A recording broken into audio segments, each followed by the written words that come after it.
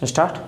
नमस्कार दोस्तों, आप सभी का स्वागत है देवेंद्र क्लासेस यूट्यूब चैनल में। उम्मीद है कि मस्त और स्वस्थ और हेल्थफुल आपकी स्वास्थ्य होगा। बिल्कुल सर्दियों में बचे रहें सर्दी से ही, लेकिन सर्दियों में जब सर्दी पड़ती है तो बचा कैसे जाए? बचिए अलाव के साथ और रजाई के साथ, ठीक है। और मेडिसिन्स लेते रहिए जिससे कि जुकाम ना हो, क्योंकि आगे आने वाले समय में क्या पड़ेगी? सर्दी। उसको ध्यान में रखते हुए पढ़ाई करते रहिए और चैनल के साथ जुड़े रहिए। कौन से चैनल के साथ जुड़ा रहना है? देवेंद्र क्लासेस यूट्यूब चैनल के साथ ज़्यादा से ज़्यादा सब्सक्राइब करें और शेयर करें। आज का टॉपिक है हमारा टॉपिक का नाम बताओ कंप्यूटर जी।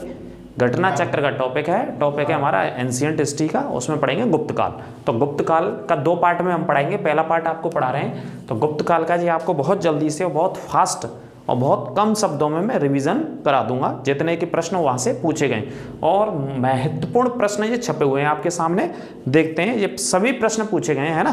तो देखिए गुप्त काल के बारे में तो हेडिंग है हमारी घटना चक्र सीरीज आर के पेपर को या और भी किसी भी एक दिवसीय परीक्षा के लिए आप पढ़ सकते हैं जीएस के इस टॉपिक को।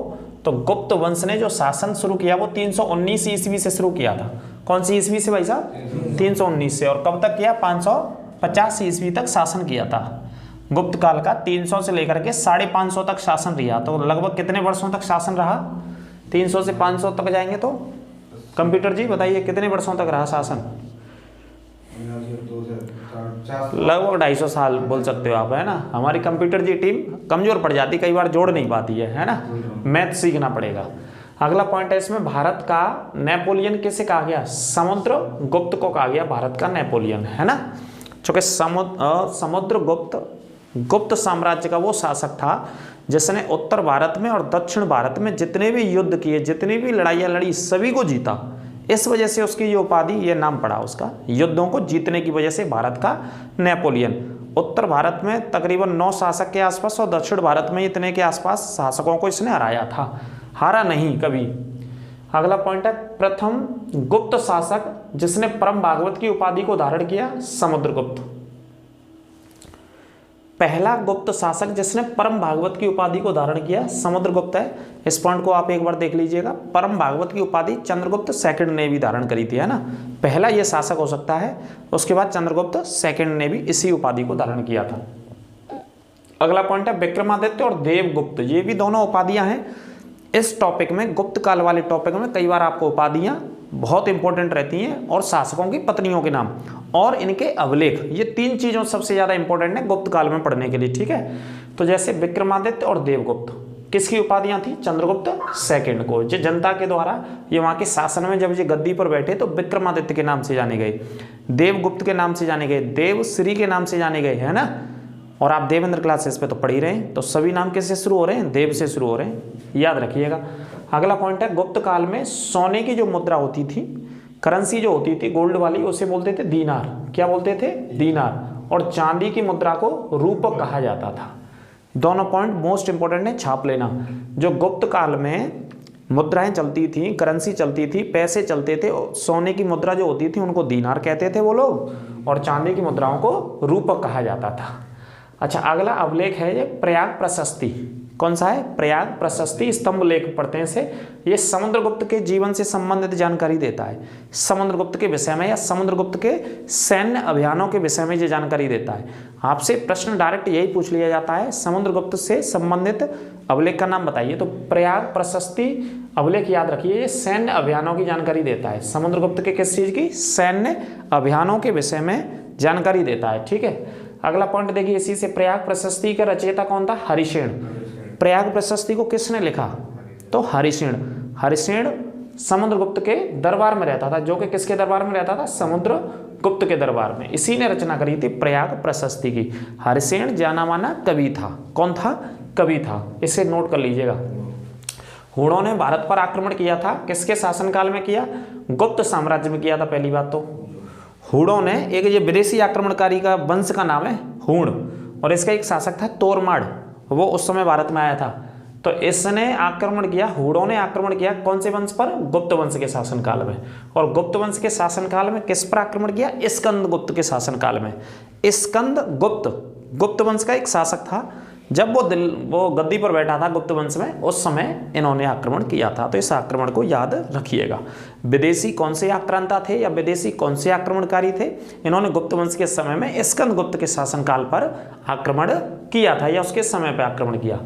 दिल्ली में एक मस्जिद है जिसका नाम है कुब्बत उल इस्लाम मस्जिद के प्रांगण में, मतलब जहां मस्जिद स्थित है उसके परिसर में, उसके पास के क्षेत्र में, पास के स्थान में प्रसिद्ध लौह स्तंभ है। वो किसकी याद में बनवाया गया? चंद्रगुप्त प्रथम की याद में, प्रथम सेकंड, चंद्रगुप्त सेकंड की याद में बनाया था जी, है ना। इसे देख लीजिएगा, चंद्रगुप्त सेकंड ही मिलेगा। चंद्रगुप्त सेकंड की याद में दिल्ली की इस मस्जिद के प्रांगण में लौह स्तंभ बनवाया गया था। लोहे का ये स्तंभ है, इस वजह से इसे लौह स्तंभ पढ़ते हैं। ठीक है, इस पॉइंट को अच्छे से नोट कर लेना। अगला पॉइंट है, स्कंदगुप्त ने हूणों को हराया था। किसने हराया? स्कंदगुप्त ने। और इसकी जानकारी हमें मिलती है भीतरी स्तंभ अभिलेख से। कौन से अभिलेख से मिलती है? भीतरी स्तंभ अभिलेख से। किसे हराया? हूणों को हराया। किसने हराया? स्कंदगुप्त ने हराया था। अगला पॉइंट है, चंद्रगुप्त सेकंड अपने बड़े भाई की हत्या करके कहां पर बैठा था? गद्दी पर बैठा था। चंद्रगुप्त सेकंड ने अपने बड़े भाई की हत्या करी, उसके बाद गुप्त साम्राज्य की गद्दी पर बैठता है। चंद्रगुप्त सेकंड ने शक राजा, इसको याद रखना, ये सभी मोस्ट इंपोर्टेंट है जो पूछे गए। शक राजा थे, शक वंश के रुद्र सिंह तृतीय, इनको हराया था। इसी वजह से चंद्रगुप्त सेकंड को इतिहास में बोला जाता है शक विजेता। क्या बोला जाता है? शक विजेता के तौर पर इतिहास में जाना जाता है। किसे जाना जाता है? चंद्रगुप्त सेकंड को। ठीक है, मौर्य नहीं, चंद्रगुप्त सेकंड, क्योंकि कौन सा वंश पढ़ रहे हैं हम? गुप्त काल, तो इसमें मौर्य नहीं आएगा सर, है ना। अब देखिए, प्रसिद्ध चीन का यात्री था जिसका नाम था फायान। किसके शासनकाल में आया? चंद्रगुप्त सेकंड के शासनकाल में भारत आया था। छाप लेना। चंद्रगुप्त की पत्नी का नाम क्या था? कुमार देवी था। समुद्रगुप्त की पत्नी का नाम दत्ता देवी था। चंद्रगुप्त सेकंड की पत्नी का नाम था कुबेर नागा। और कुमार गुप्त फर्स्ट की पत्नी का क्या नाम था? अनंत देवी। ये पत्नियों के नाम भी पूछेंगे भैया, है ना, ये जरूर छाप लेना और रट लेना इनको तो बिल्कुल। चंद्रगुप्त फर्स्ट है ये वाला व्यक्ति जिसकी पत्नी कुमार देवी थी, और चंद्रगुप्त सेकंड की कुबेर नागा। कुबेर का मतलब जिसके पास धन की कोई कमी ना हो, धनवान व्यक्ति हो, समृद्ध व्यक्ति हो, उसे कुबेर से संबंधित बोल सकते हैं। तो इनकी पत्नी का नाम कुबेर नागा था। गुप्त काल में जो व्यापार करते थे गुप्त काल के शासक, वो कौन से बंदरगाह से करते थे? ताम्रलिप्ति बंदरगाह से। सबसे ज्यादा व्यापार होता था ताम्रलिप्ति बंदरगाह से। ठीक है, इस पॉइंट को नोट कर लेना। गुप्त काल में एक संगठन मिलेगा जिसका नाम है श्रेणी। श्रेणी संगठन क्या करता था? काम करने के नियमों को और मानकों को स्थापित करता था कि मानक कैसे होंगे शासन में काम करने के और नियम क्या क्या होंगे। ठीक है, तो ये काम करता था। गुप्त काल में गुजरात, बंगाल और दक्षिण भारत किसके लिए फेमस थे? वस्त्र उत्पादन के लिए फेमस हुआ करते थे तीनों राज्य। जब गुप्त वंश का शासन था उस समय ये तीनों राज्य कपड़ों के लिए प्रसिद्ध थे। ठीक है, इस पॉइंट को नोट कीजिएगा। अगला है, विशाख दत्त का नाटक है एक जिसका नाम है मुद्रा राक्षस। ये गुप्त काल की ध्रुवी संधियों पर प्रकाश डालता है। कौन सी संधियों पर? ध्रुवी। और ध्रुवी संधि किसे कहते हैं? अनेकार्थी शब्दों में आप पढ़ोगे, ये हिंदी में मिलेगा ये शब्द ध्रुवी संधि, मतलब बुरे क्या बोलते हैं, बुरे उद्देश्य से की गई संधियों को, बुरे उद्देश्य से की गई संधियों को ध्रुवी संधि कहा जाता है।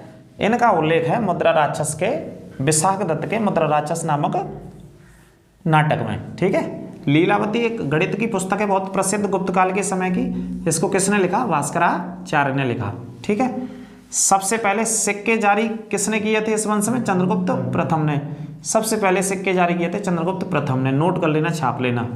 भारतीय यात्रा में फायान ने एक अस्पताल का उल्लेख किया है कि भाई एक अस्पताल हुआ करता था, एक हॉस्पिटल हुआ करता था। इसका उल्लेख उसने कहाँ पे किया है? पाटलिपुत्र में, जो कि कहाँ स्थित है? बिहार की राजधानी, गंगा और सोन नदियों के संगम पर एक अस्पताल का उल्लेख किया है। किसने किया है? फायान ने, जब आया था भारत की यात्रा पर। पृथ्वी अपनी धुरी पर, अपने अक्ष पर, पृथ्वी क्या करती है? जैसे ये अक्ष है पृथ्वी का, तो अपने अक्ष पर पृथ्वी क्या कर रही है? घूम रही है, घूमती है। इसी वजह से क्या होते हैं? रात और दिन होते हैं। ऐसा किसने कहा? आर्यभट्ट ने कहा था भाई साहब। और आर्यभट्ट का उल्लेख कहाँ पे पढ़ते हैं? हम गुप्त काल में पढ़ते हैं। पृथ्वी अपने अक्ष पर घूमती है या अपनी धुरी पर घूमती है, उसकी वजह से रात्र और दिन होते हैं। ऐसा किसने कहा? आर्यभट्ट। और आर्यभट्ट किससे संबंधित था? गुप्त काल से या गुप्त वंश से, है ना। सती प्रथा का उल्लेख मिलता है गुप्त काल में ऐरण अभिलेख से। एक अभिलेख है ऐरण अभिलेख, ये मिलेगा सती प्रथा से संबंधित, आप इसे पढ़ोगे। ठीक है, सती प्रथा का उल्लेख मिलता है। गुप्त काल में भू राजस्व की दर कितनी थी? 1/6 थी। मतलब जो टैक्स लिया जाता था गुप्त काल के समय, गुप्त साम्राज्य के समय या गुप्त वंश के समय जो टैक्स लिया जाता था वो कितना लिया जाता था? 1/6। धर्मशास्त्रों में या अलग अलग शास्त्रों में 1/6 का ही यहाँ पर उल्लेख किया गया है, कितना ये प्राप्त किया करते थे। ठीक है, अगला, गुप्त साम्राज्य में कर रहित भूमि, मतलब ऐसी भूमि जिससे टैक्स नहीं लिया जाता था, ऐसी भूमि जिससे टैक्स नहीं लिया जाता था, वो भूमि मंदिरों एवं ब्राह्मणों के लिए दान में दी जाती थी। किस में दी जाती थी? दान में। सबसे ज़्यादा गुप्त वंश के लोगों ने भूमि को, जमीनों को मंदिर बनाने के लिए ब्राह्मणों को दान में दी थी। ठीक है, ये पॉइंट नोट कर लेना। और ऐसी भूमि जिस पर टैक्स नहीं लेते थे उसको दान में दिया जाता था।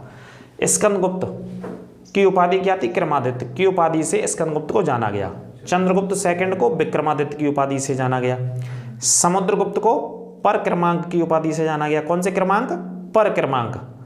भूमि का वह प्रकार जो अपहत कहलाता, कौन क्या कहलाता? अपहत। तो कौन सी भूमि होती थी? जंगली भूमि, जो बिना जोती हुई भूमि, मतलब जो जंगल वाली भूमि होती थी उसे गुप्त काल में क्या बोलते थे? अपहत कहते थे।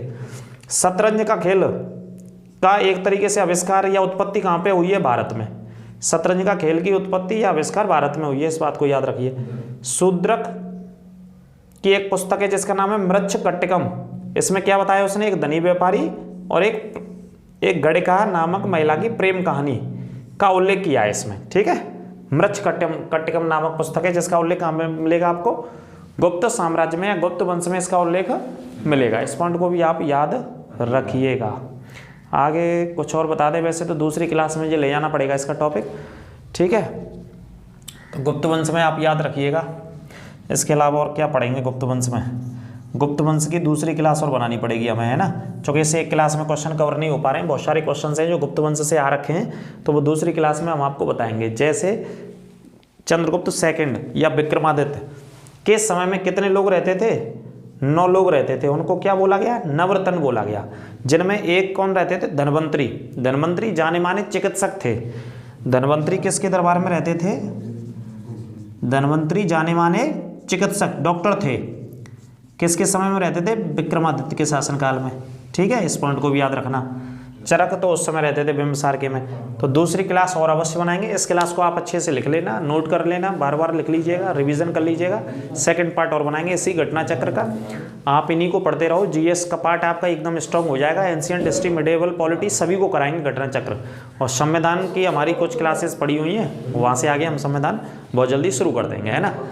लगभग पूरे संविधान की अगर बात करें तो उसमें से मौलिक अधिकार हो गए, नीति निदेशक सिद्धांत पढ़ा दिए, मौलिक कर्तव्य हो गए, राज्यपाल के बारे में पढ़ा दिया, शायद इतना तक टॉपिक करा दिया। अब यहाँ से आगे संविधान पढ़ाना आपको शुरू करेंगे। तो बिल्कुल निःशुल्क कोर्स प्राप्त करने के लिए और पढ़ने के लिए आप हमारे साथ जुड़े रहिए, कमेंट करते रहिए। आपको जैसा भी कोई दिक्कत समस्या हो उसके लिए, या आपके जो भी सजेशन सुझाव हो उसके लिए आप कमेंट करते रहिए, उन पर विचार करेंगे, काम करेंगे और बेहतर से बेहतर करेंगे। तब तक के लिए आप मस्त और स्वस्थ रहें।